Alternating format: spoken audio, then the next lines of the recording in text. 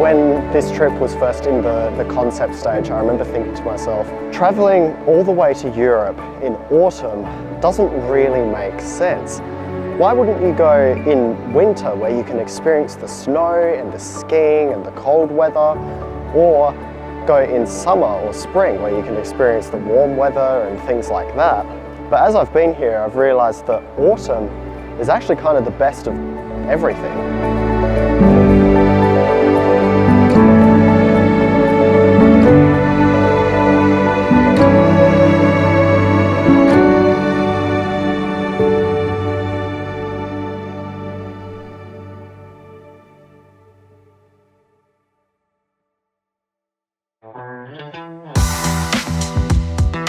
Singapore marks the halfway point of our journey to Europe. It's a place we've all been to before, except for Flick, who's never been outside the airport. With limited time, we took the opportunity to visit the iconic Gardens by the Bay, a beautiful must-see stop for anyone passing through or visiting the country. Switzerland? Who would want to go there? The first part of our trip has been a staggering 23-hour layover in Singapore, which has been quite physically exhausting as we do really bad overnight flights, which is challenging, but we've had a really good time riding bikes and exploring the area around the Singapore city, and also we've spent the afternoon at Gardens by the Bay before taking another 13-hour overnight flight to where we are here, which is the city of Vienna in Austria. I'm standing in kind of like a central part of Schloss Belvedere. Schloss is the German word for castle. In Austria they speak German as the national language. And again, we've only just arrived. We've been travelling constantly for 2 days. We're exhausted. We hadn't eaten anything for about 16 hours. We had the most beautiful lunch at a local burger bar, which was phenomenal. And we spent the afternoon just wandering around exploring the botanical gardens of the castle. And tonight we're taking a night train into the country.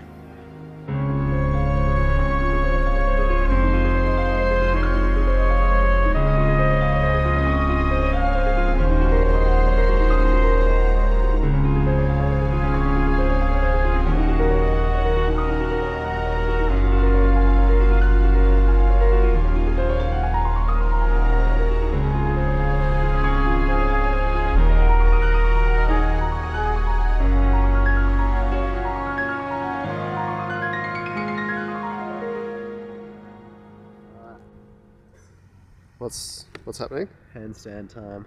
Handstand time. Where's a good background? I mean, look at the scenery. You could do it. You could do it anywhere. Is this the cable car just here? Yes. Yeah, cool. Okay. Oh, it's a hill. It's a steep hill.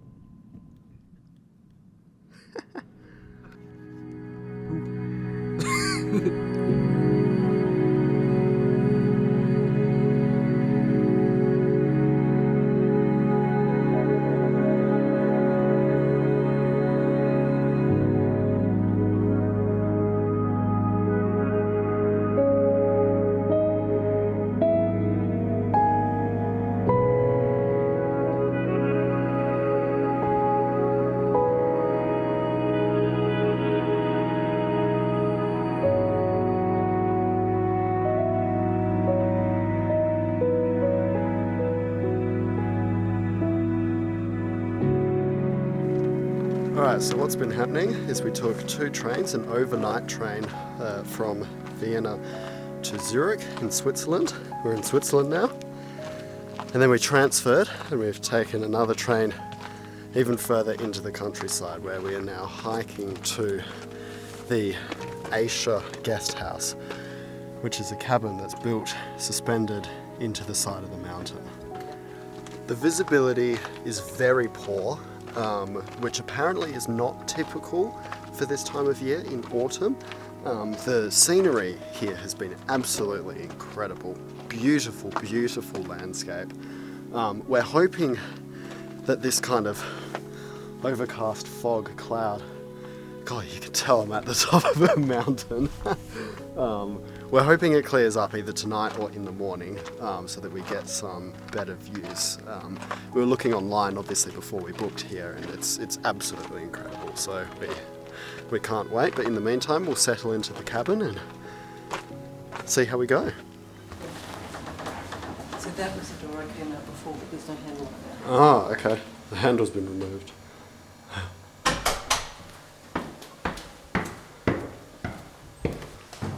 Every room's private. Except this one. Ah, yes. Thank you. Shared toilet, Yep. shoe rack and slippers. Yep. Bedroom for somebody else.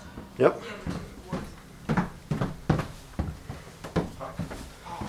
Down more stairs. Golly, it is a bit of a maze. Hello. And this is us. Hi. Wow. Look at this. So 5 down, 4 up, Yep. and 3 more over here.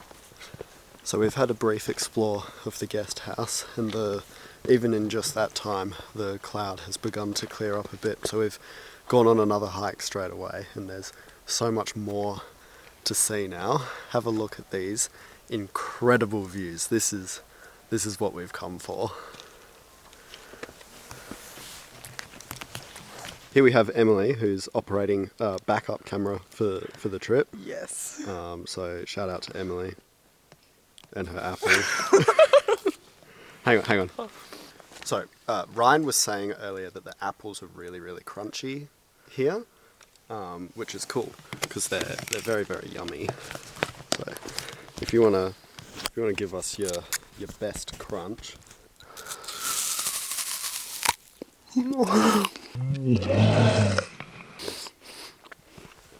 Very good. Absolutely breathtaking.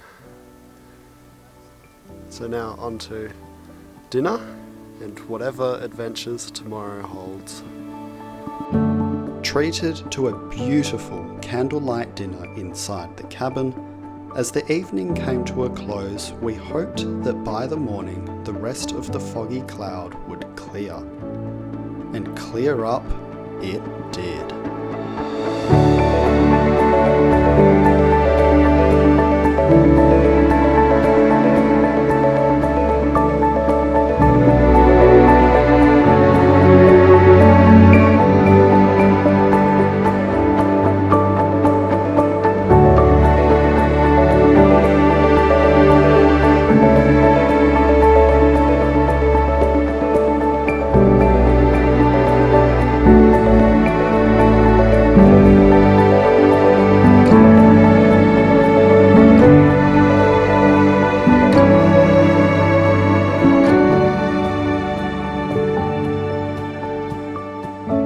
Breakfast by the mountainside was an incredible treat, which led us to ask about how food and other resources are gathered. The owners of the Aisha guest house explained that there's no plumbed water. It all comes from a reservoir tank. Power is simply linked from the cable car station at the top of the mountain, and food and supplies are transported using what is essentially a motorised wheelbarrow. With the sun rising higher, we hiked our way back across the mountain to the cable car station to return to the bottom of the valley, where we boarded the Gotthard Panorama Express. This is a very famous scenic train that takes you through the Swiss countryside, making a number of stops at key countryside locations.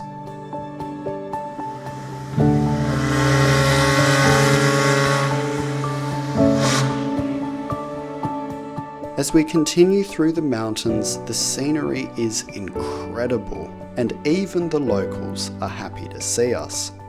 The further south we move, the closer we arrive to our next town, which sits enveloped by the northern border of Italy.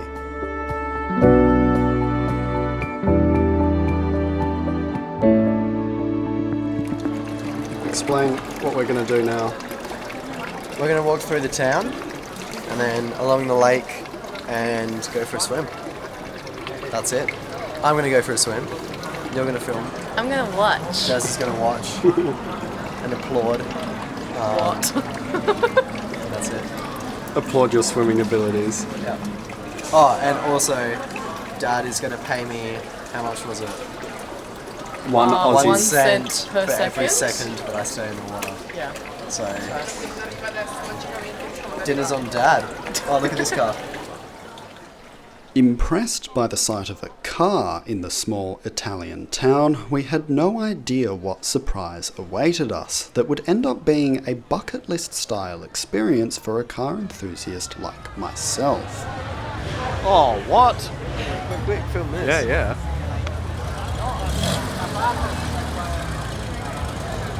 There's some Ferraris over there. I didn't even realise this was here. This is fantastic. We're literally, this is my raw reaction. I didn't know this was here.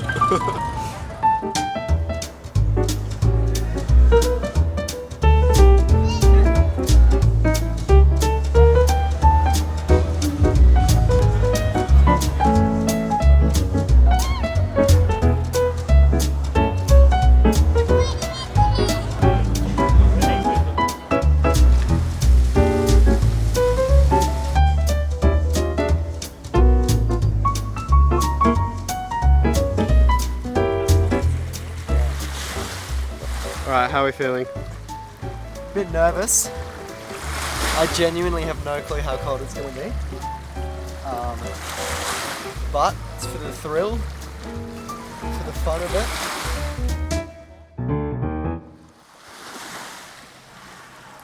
Is that a hotel towel? I'm not going to bring one from Perth. Oh, this is fun. I've swum in colder waters at Perth.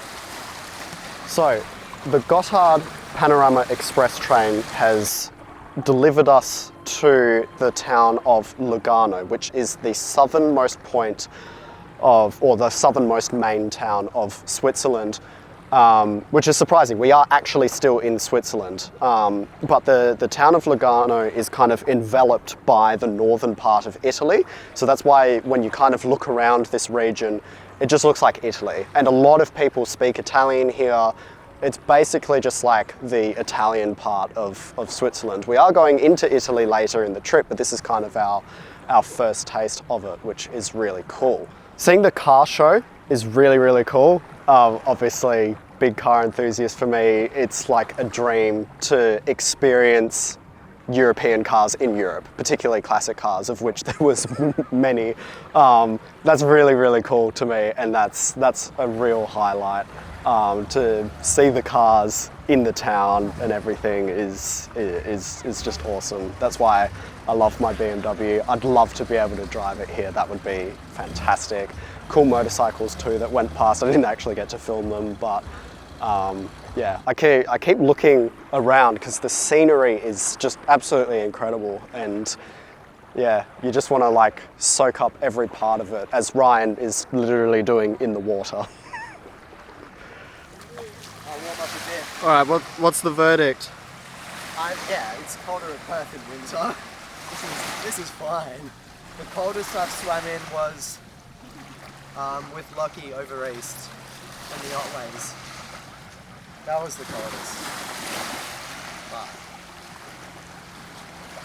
It's fine. fine.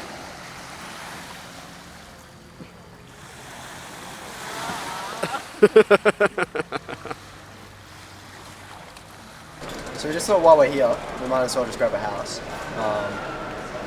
We might grab a middle of the range one, so just looking at here, what's about average? Probably this one. It's like 6 million Australian dollars, so, you know, it's shaped like a brick. What's the most expensive one? That one. $13 million Australian. And it's a differently shaped brick. Switzerland. A late night dinner of Italian cuisine and early morning walk later, we continued our journey with yet another famous scenic train, this time called the Bernina Express. This then took us back into the Swiss Alps region and to the beautiful town of Pontresina.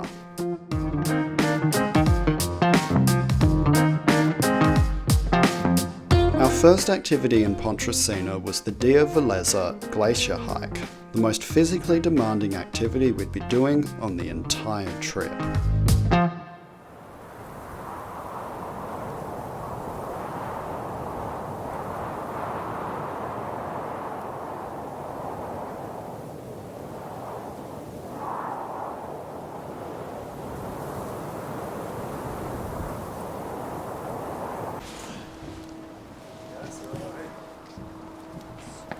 Yeah, Jazz's first snow. It's not a completely wiped out like on the other side, so it's a bit natural. Happy? Yeah, so happy. This is cool. First time seeing it. First time seeing it. You have around 300 meters of vertical meters down and then up. At the beginning is a trail, okay, an easy trail, but is cover from this fresh snow, so take attention to don't slide on the rocks, okay.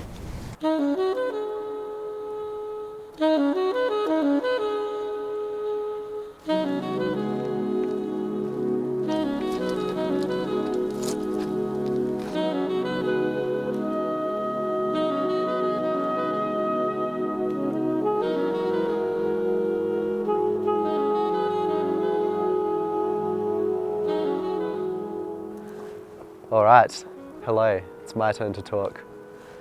Down there is a glacier. I don't know the name of it, but that's what we're walking on today. Up there, that big prominent mountain is Mount Berliner, which is the most famous one in this area, so they say. So what today is we came up with a big gondola ride through some thick clouds. I mean, if you look up or look that way, you just can't see anything. Then we came through the clouds onto the mountain. Now we're hiking down the other side, down the glacier, and then we'll do a loop and head back up a different way. So all up it's about 5 hours. He said about 3 hours of walking. So we'll see what the other 2 hours is. But yeah, it's good. It's pretty cold, but I'm just wearing a t-shirt and a jacket. Because I didn't want to carry too many things. Quite comfortable. Gloves would have been nice if I remembered to bring some, but that's about it. Looking forward to it. It's going to be really cool. This is the kind of landscapes that I absolutely adore. The mountains, being in it, experiencing it all, getting to throw snowballs at people. So stay tuned for more. It's going to be good. Throw it in my face. Throw it at Ryan. Yeah, throw it at Ryan. Ready? It went all in my pocket. It's going to be wet now. Emily, sit for a minute. Ryan's going to find a rock. That's all right, don't wait for me, I'll catch up. It's gonna do a poo. Probably. There's a video. Oh, brother. Do whatever you think is cool. Ryan's gonna do a poo. Ryan's doing what? Ryan's gonna do a scenic piss. Yes. Hang on, let me come film it, Ryan. Don't go too far. A little bit thirsty, hey?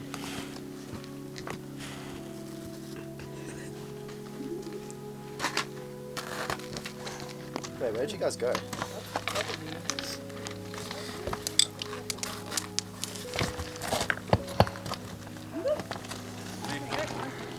Ready?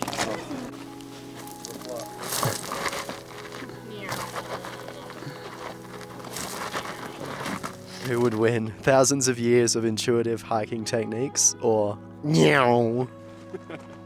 Glaciers are huge, constant bodies of ice that are created across many years of snow being compressed under its own weight as it slowly moves. They can exist for years without ever fully melting in summer, but with average global temperatures rising, they are becoming less common. This may be the only opportunity we have in our lifetimes to see and experience one in person. Due to their nature and unstable structure, glaciers can be unpredictable and dangerous, so using appropriate gear and only walking and playing on areas our guide had deemed safe was vital. Alright, so Jasmine, how would you describe your first experience in snow? Very epic. I have kicked a bunch on the way down, but I'm really hoping to throw a snowball at some point. At Ryan? Where's he gone? He's in the cave. And then come up with fresh snow. It's very soft. Bro is always eating. We did it for a picture. Picture? With the ice axe. Video of Yeah. Ryan doing it. Yeah, go on.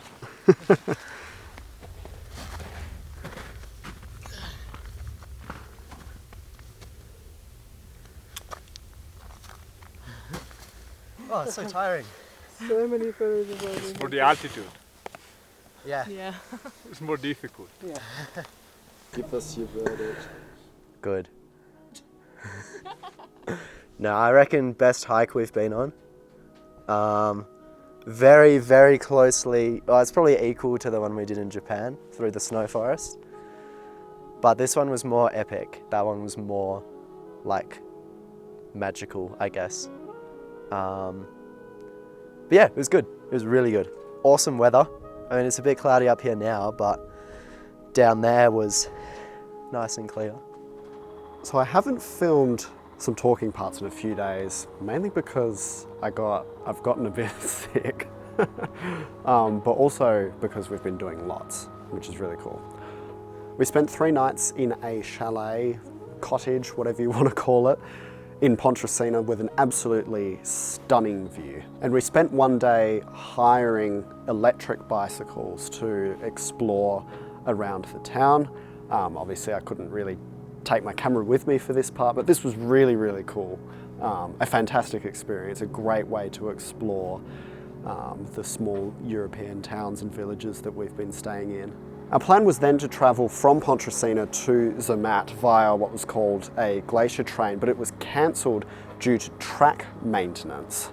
So we instead spent 7, almost 8 hours travelling in the other direction around the country on other trains with many, many connections to get to where we are now, here in the town of Zermatt. Zermatt is a very old town that sits below the Matterhorn, one of the main highlights of the Swiss Alps, a very famous mountain. We can't quite see it from where we are staying because this hill here is in the way, but the views from the high parts of town and around the town itself are incredible. Currently, right now, I'm filming on our last day here in Zermatt, and the weather and the scenery has been absolutely incredible. It's been very, very colourful like what it is now, and it has also been very snowy like it was this morning. It was -4, I think it was -8 overnight or something like that. We woke up to the most beautiful snowy mornings, which was absolutely incredible.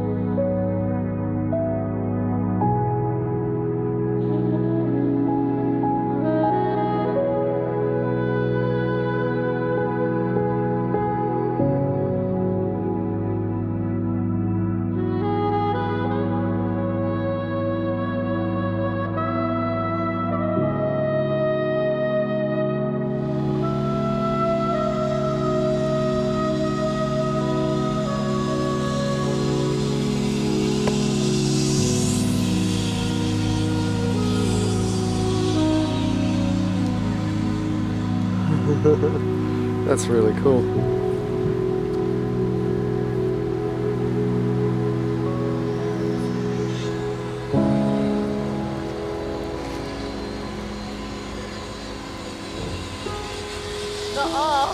So somewhere people may recognise the Matterhorn from is on the chocolate bars of Toblerone. It's really funny because I bought some and then forgot to bring it for this illustration, but that's all right. I'll throw a shot in when I get home. But yeah, basically the Matterhorn is the Toblerone mountain, which is really cool.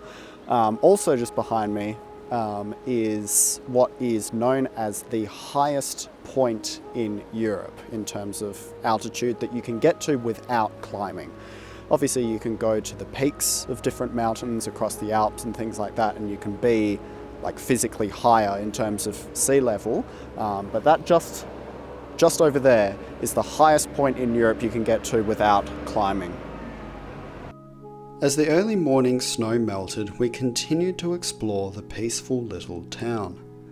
I like to get a meaningful souvenir for each trip we go on, and so I thought that a Swiss-made watch in Switzerland would be an appropriate way to remember the trip.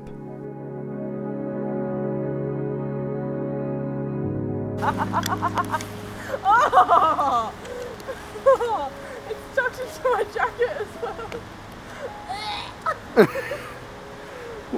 Ew. What happened, Jazz? Bro just bamboozled me. I love you. So tomorrow we're doing even more trains as we leave Zermatt. We're travelling through Interlaken to Mürren, and we'll see what we get up to there.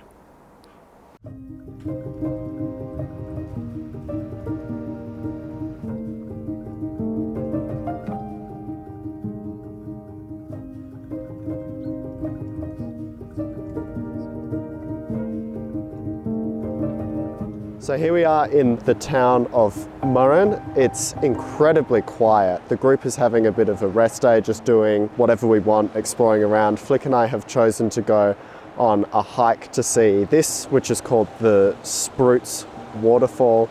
If I'm being honest, the hike up here, since I've been sick, this is the most challenging thing I've done. It was all uphill, but it was definitely worth it for the view. Yeah, Mürren's a super quiet town. It is also a Sunday today, but with all of this really hazy weather we're having, you can't really see anything. It kind of gives it a really like spooky kind of vibe, but it's really, really cool.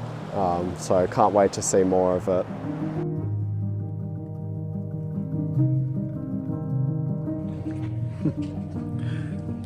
I don't usually film on my phone because obviously I've got a camera, but we're just walking down to get some dinner from the local supermarket. And now that the fog has cleared up, it looks absolutely amazing. The view is absolutely stunning. Not that any camera can actually do it justice, but it looks fantastic and was worth capturing. Is it a deer down there? I don't know what it is. There's something down there. Oh, yeah. Cute red squirrel, Yep, a deer, and a few cats. yep. There's lots of animals. So this is our last full day here, Flick and I. We're leaving the rest of the group a little bit earlier than everyone else, unfortunately. But what we've done for our last day is we've travelled from the top of the mountain, the town of Mürren, down to Lauterbrunnen. And what's really cool about this town is that it inspired the design of the fictional location of Rivendell in the Lord of the Rings story. So Tolkien was here in 1911, and he was so captured by the beauty of this place that he basically made drawings, or he had drawings made up, which basically inspired the look of how the place where all of the elves lived in The Lord of the Rings. Now obviously if you're familiar with the movies are filmed in New Zealand, and obviously the location of Rivendell in the movies is quite heavily computer generated imagery, but the inspiration behind it and how it looks is based on this town of Lauterbrunnen here in Switzerland. So it's really cool to be able to kind of look around and see the similarities that inspired the design of those drawings for the books, for the original stories, and then obviously how that carried through to the movies. As we continued working our way back towards Austria for our return flight, our very last stop was to visit our friend Sophia, who until just recently had spent the last couple of years living in Perth for study. We'd all gotten to know her really well, and so when she learned we were passing through her hometown of Aarau, she invited us to visit for a beautiful home-cooked lunch as we continued to Vienna later that day. It was delightful to catch up, deliver gifts from other friends back in Australia, and rant about how expensive everything is here in comparison. 16 francs. $30 for For water. And then you go out in the street. And Only two. Yeah. Like two jugs. Two litres. 2 litres. Oh, I paid 11 for just one yesterday. Oh, did you? Where? Zurich. Do they not have the free fountains out in the street? I know. I have to go Yeah. We're not used to that weird. because in Australia there is a law that entertainment establishments have to provide tap water for free. So it's very jarring for us to ask for it and then be charged. So And so that concludes what has been another absolutely fantastic trip. When this trip was first in the concept stage, I remember thinking to myself, traveling all the way to Europe in autumn doesn't really make sense. Why wouldn't you go in winter where you can experience the snow and the skiing and the cold weather, or go in summer or spring where you can experience the warm weather and things like that? But as I've been here, I've realized that autumn is actually kind of the best of everything. The other thing is as well, when you have the opportunity to snatch up $900 return flights to Europe, you're going to Europe. This has been an absolutely incredible trip. We were talking amongst the group last night about different highlights and how it compares to previous trips we've done recently. And it's really incomparable because it's a different experience to what we've done before. The scenery is so mountainous and the forests are absolutely beautiful. Obviously Scandinavia was very Arctic and Japan is its own separate thing as well. And so there are similarities you can compare to, but it is also very different. And this trip's been absolutely amazing. Probably the biggest challenge was kind of the very start of the trip and just all of the travel within the trip. I guess the downside of cheap, affordable flights is that, you know, they're not exactly the most practical. We had a 23-hour layover in Singapore before we got here, and then we had multiple days of traveling on trains before we could get to Asia. That night that we stayed there was the only night that was available for booking. We couldn't go any night afterwards because of events and things like that. So we had to fly into Austria because that's where the flights were, but then we had to get ourselves to the middle of nowhere in Switzerland by the next couple of nights. All of the travelling on trains was really challenging, it's very tiring, but it's been well worth it. It's been an absolutely incredible experience, and I want to thank people like Dad and Ryan and Emily who have kind of done the brunt work of the planning in terms of the activities that we've done, places we've stayed. I've really contributed very little, to be honest. My contribution is this video and documenting everything. And it's been an absolutely incredible experience, and I hope everyone has enjoyed watching my documentation of it and can't wait to see where we go next.